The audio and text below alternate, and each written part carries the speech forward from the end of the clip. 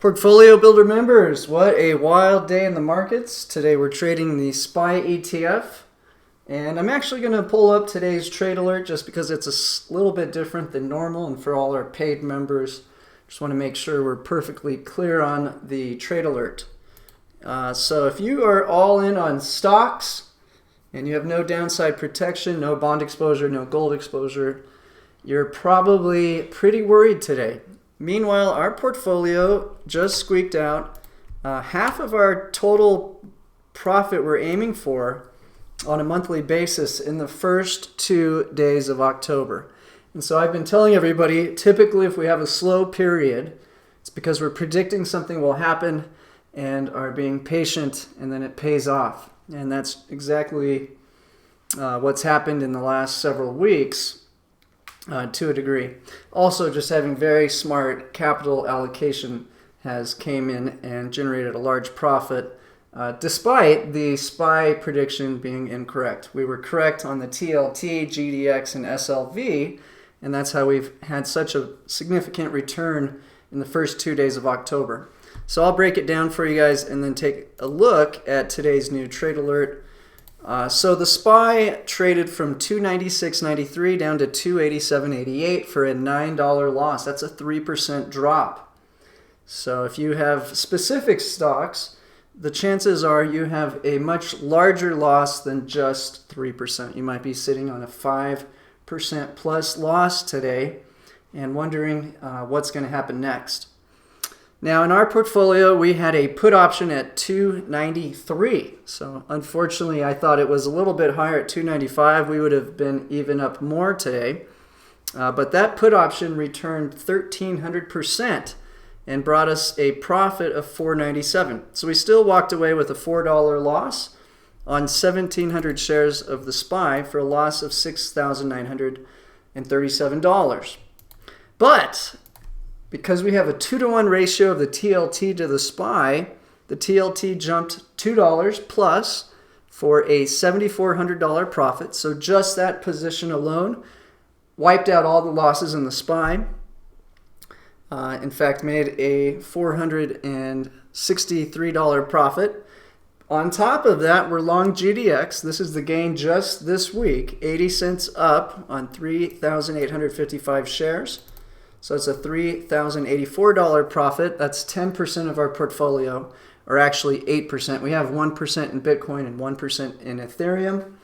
But if you don't want to do those, GDX is your best bet to simplify that part of your portfolio. That's just trying to escape careless monetary policy and endless money printing. As they print more money, the relative value of gold, silver, crypto goes up. Okay, silver is now up 55 cents this week on 8,900 shares. Now, we do have a cap on how much profit we can earn on that trade.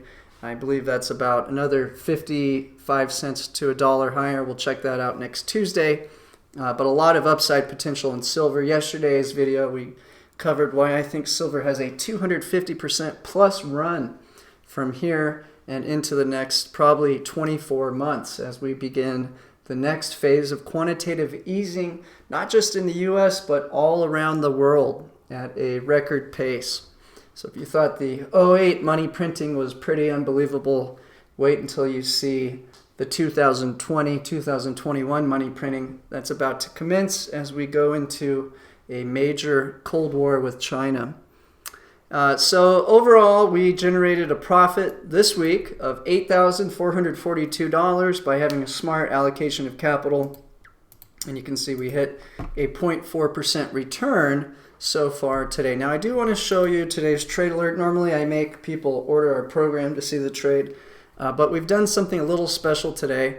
So just to review how to get in and out of the previous trade, the last trade alert was to sell the 300 call.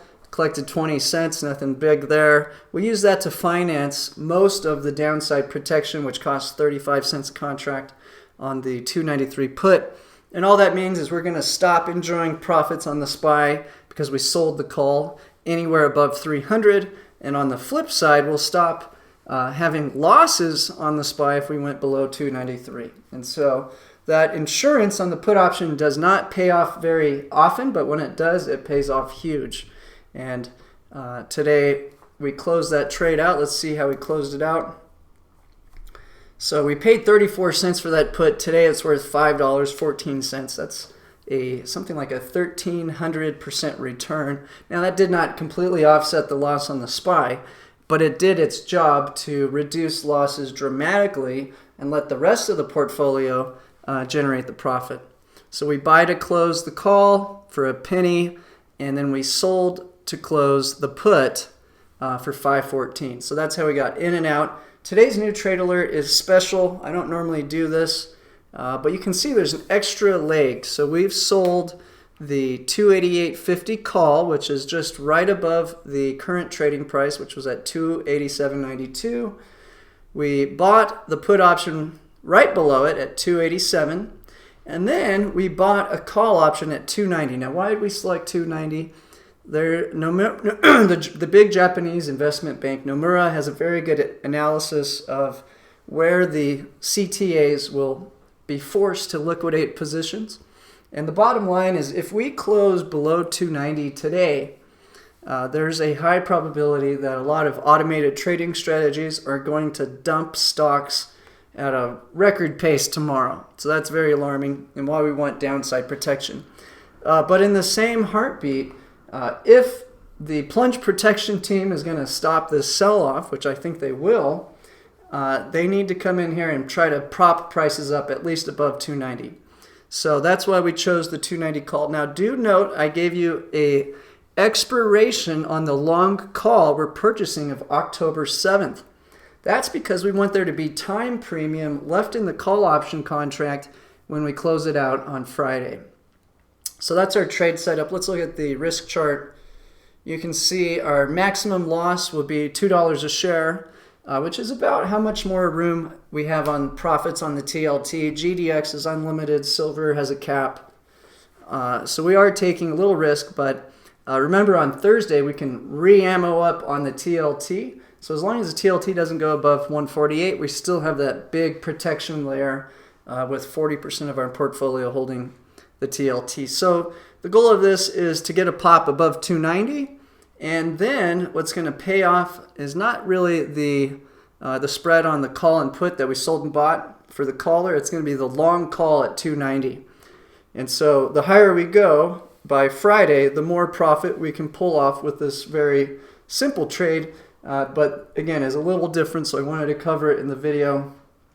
I'll just take a quick break, see if there's anybody listening that may have a question. Okay, so no questions yet. And if you do, just email back from either the text message we sent to you or your email alert, and we're happy to answer any questions. So it's pretty simple. Take a look at our portfolio allocation and returns. So you can see our SPY trade is up 7.8% year to date. Actually, that's including last December. Our portfolio 2 jumped tremendously today. That silver play is going to be a long-term play for us. We will have some volatility, but in the long run, we know what the banks have to do. They need to service the interest on the bonds for their government, and they're going to do that by printing money. So this will make the relative value of assets that aren't manipulated like that go up. So gold, silver, crypto, and quite likely stocks. My expectations that the central banks will essentially take over these bond positions from the major banks who know they're stuck in these bond positions. They have a huge open profit, but they know if they all rush to the exit and try to sell at once, they're not going to get that full profit, and they're just going to make the yield spike, the bond prices drop, and they would end up losing a lot of money. So here's your next big bank bailout worldwide.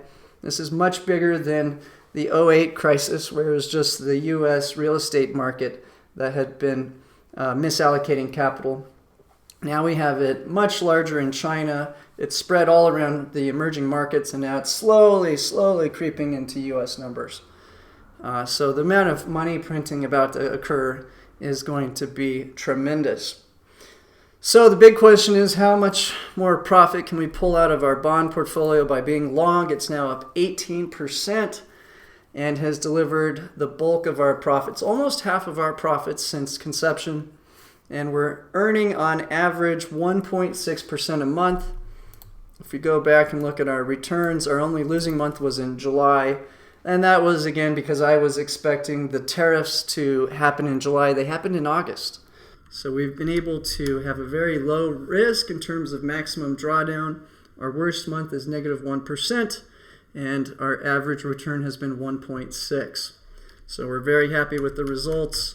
And I ask you this, what was your return in May? What was your drawdown in May? Did you have a drawdown of over 5% or more? If you did, we had a 2.2% return because of this very simple asset allocation strategy. What was your return in December? Did you have a huge drawdown? Because we had a 1.2% return. And if you look at your returns overall over the past year, is it pretty much flat? What about if you go back 2 years? So ask yourself these questions and then think about it. What's a better strategy? What we're teaching you here or what you're doing currently? And if this downturn continues, how much could you potentially lose of your savings? I'm going to do a quick PowerPoint slide about our program, and then I'll jump into the new content I've collected over the last 24 hours. Extremely easy on the go, 30-second daily retirement income trade alerts. Target return of investment is 1% a month, and we've only had one losing month of negative 1% with an average gain of 1.6%. For every $100,000 invested, our goal is to generate a $1,000 per month profit. Income and safety, not growth or speculation.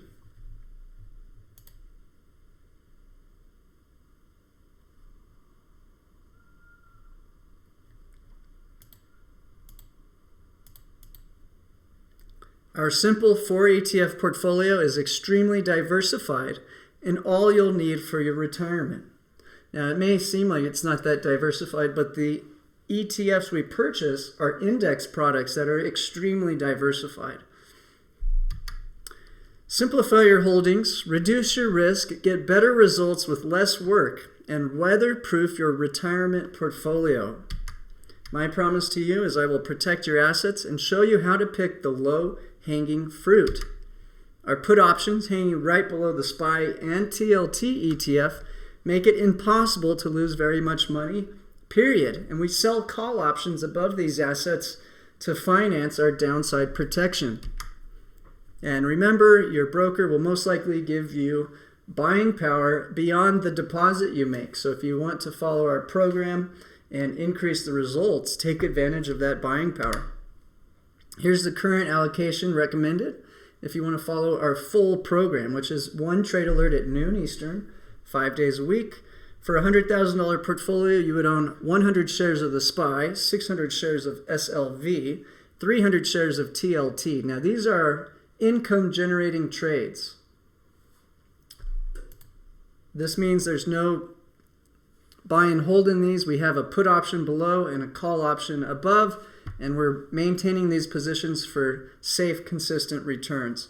Now, on the other hand, on our buy and hold portfolio, we have 333 shares of GDX, which is a buy and hold, and we're going to allow it to have some pretty good volatility because there's no put option below.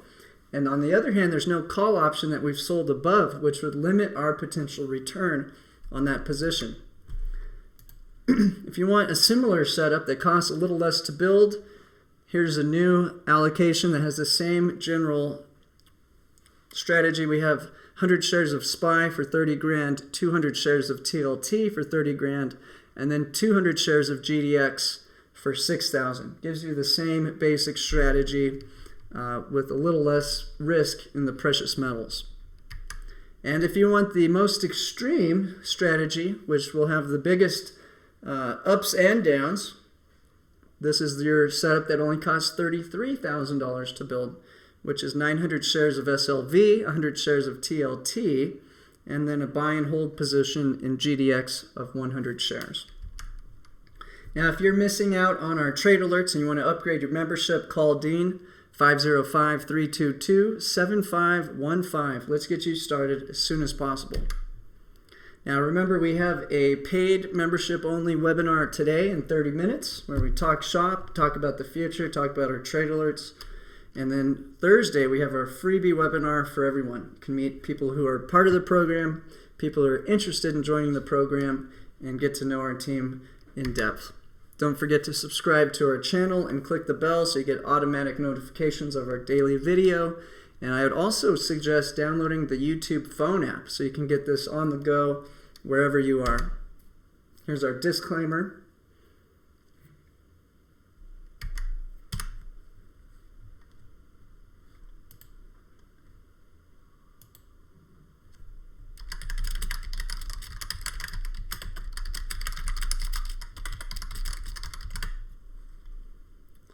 Okay, so jumping into the content I've collected over the last 24 hours that's relative to our portfolio. The big picture is that the U.S. hawks are very, very worried about China expanding their military. They're producing ships at 4 times the rate as the U.S., building islands, and really solidifying their control of Asia. And this is problematic in a lot of ways for the U.S. At the same time, they are growing their GDP at a very rapid rate, and if things remain unchanged, they would have a much bigger GDP than U.S. within the next 10 years.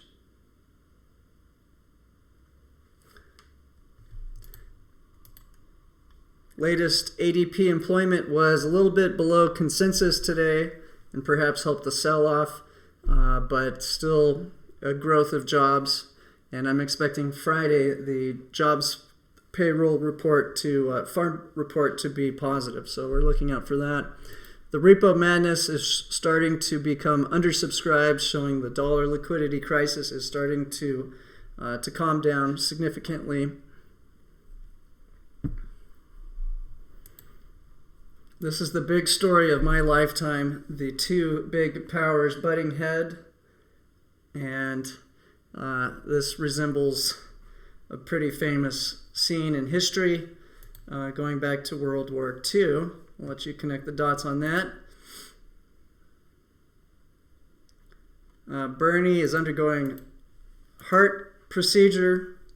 There's now pretty much no competition at all for Elizabeth Warren, and this is getting big tech giants freaking out. In fact, a lot of big companies in the insurance realm, tech realm, and billionaires are all frightened of Elizabeth Warren.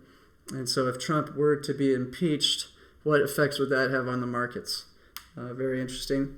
New York Fed purchases $2 billion in coupons. That's the second time I've seen that in the last 7 days. So they're already doing QE without calling it QE. China had a bounce in their PMI, right?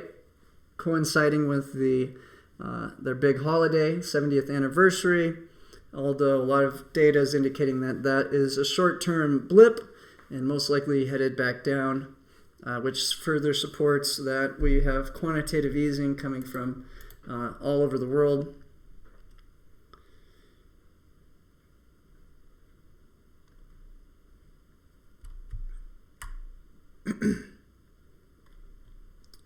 And here we have the ISM manufacturing for the U.S. And you can see we had this similar hiccup in 2015-16, which was due to China's slowdown. China's response was to really increase their monetary supply, take on a lot of debt from all around the world, and continue building things massively. And that got the world out of that slump. Can they do it again? Not without more money from foreign investment. So this is the big catch. If we really cut off Chinese access to capital, they're most likely going to collapse and take everyone down with them. So that is the key thing to focus on right now. In the short term, there has been no real cutoff of capital to China, just a lot of catfights and some tariffs, which have done the effect of really hurting emerging markets and forcing money to flood into U.S. products. And that's why their stock markets are all significantly down from the highs of 2008 end of 2016 when they started their descent. And U.S. was, at least until the last few days, close to all-time highs. Now, my expectation is that this sell-off will be short-lived, and we're going to start up QE4 in November and a dramatic drop in rates in October, which I think the stock market's going to love. But of course, if we see a recession in earnings and more bad data, then I can switch my view on the stock market. But at this point, I don't think that's the case.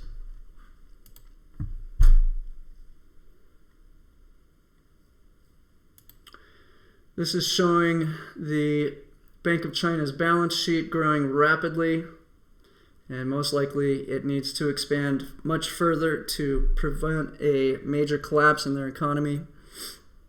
Here is the U.S. balance sheet, also growing rapidly, but the bank reserves are not keeping up. So we've got this huge amount of debt to service that has grown to $24 trillion, but the bank reserves are not there to keep up with that. So most likely they're going to have to expand the Fed's balance sheet dramatically to get out of this mess, which is why we like our portfolio setup right now. And this is Alhambra Investments right here saying this is the problem. It's not the bank balance sheet, it's the amount of debt relative to the balance sheet, or rather the bank reserves.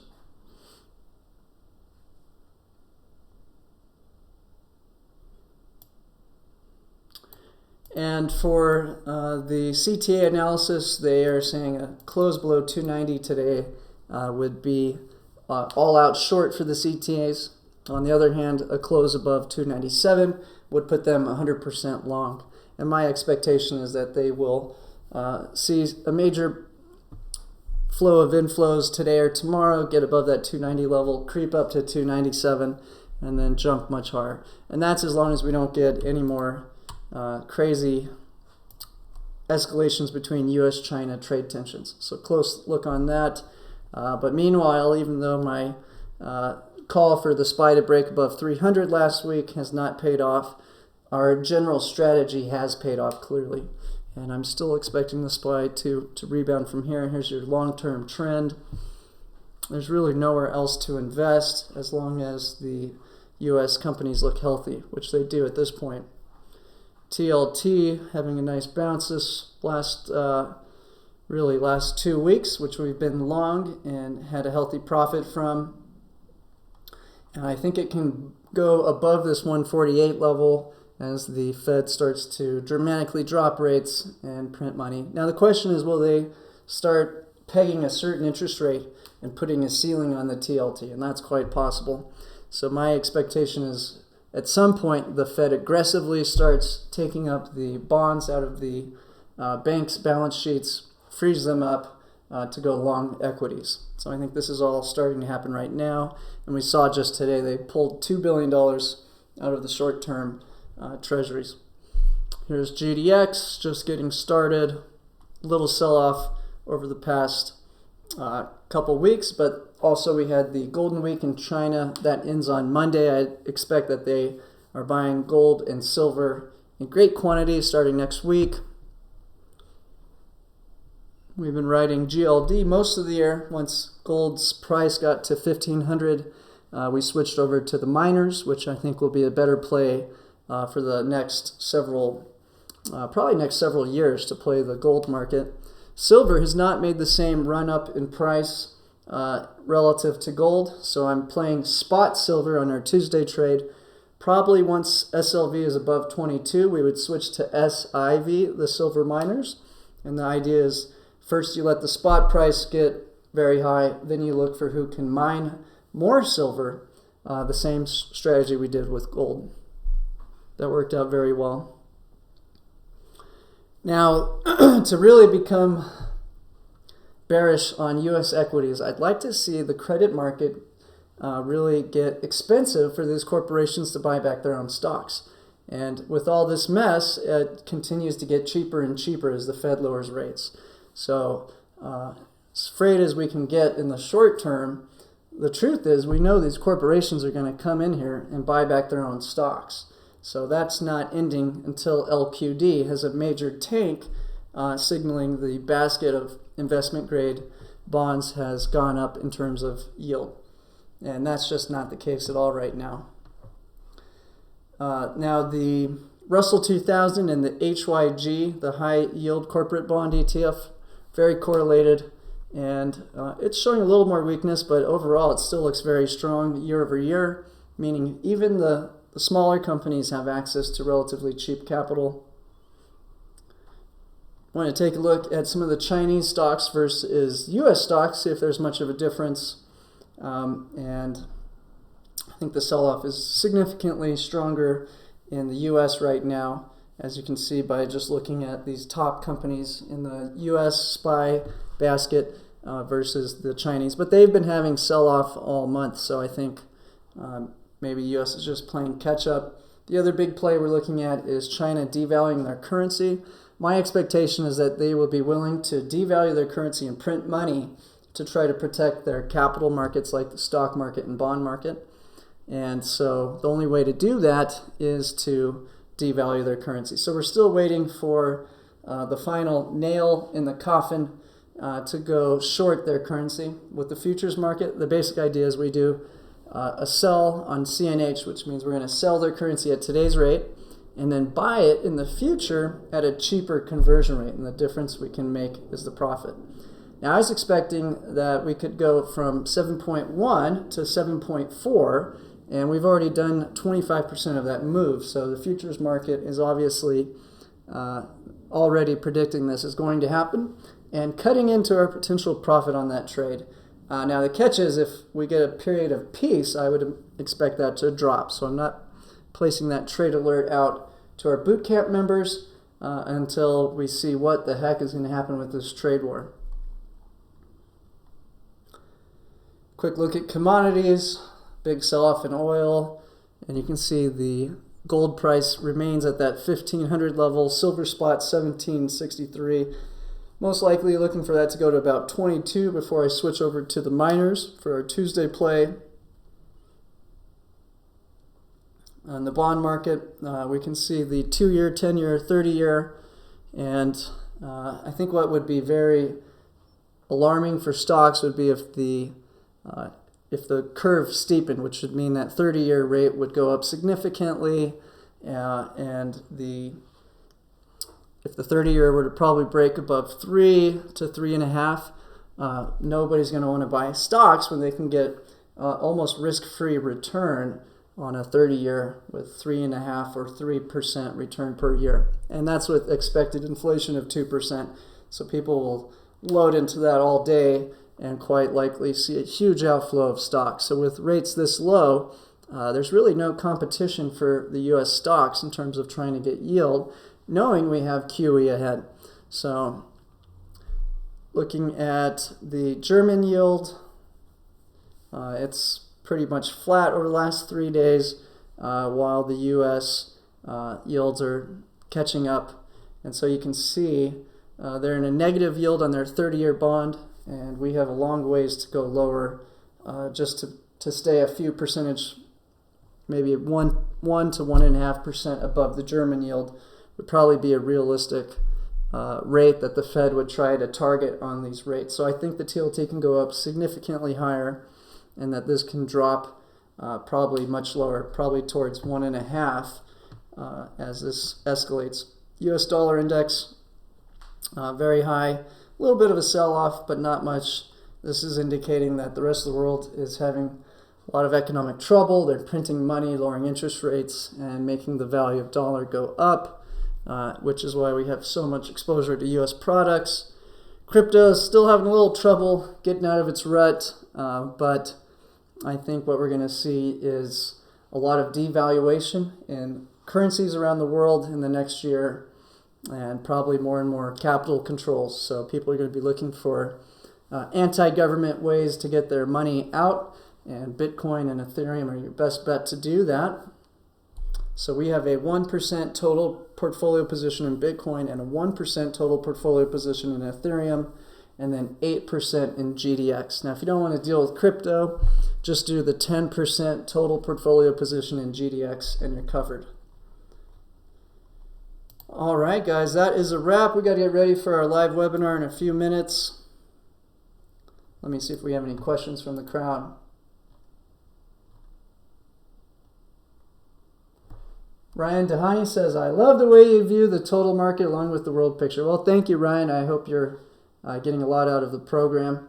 And I will throw out, if you go into the description box, you can see all these links. So if you want to look at joining our advisory, our boot camp, pricing options, updates, this page right here gives you every update we've ever done, all public, no password protection, and then our track record with every trade with the exact details organized right here. So check that out, and I thank everyone for their time today.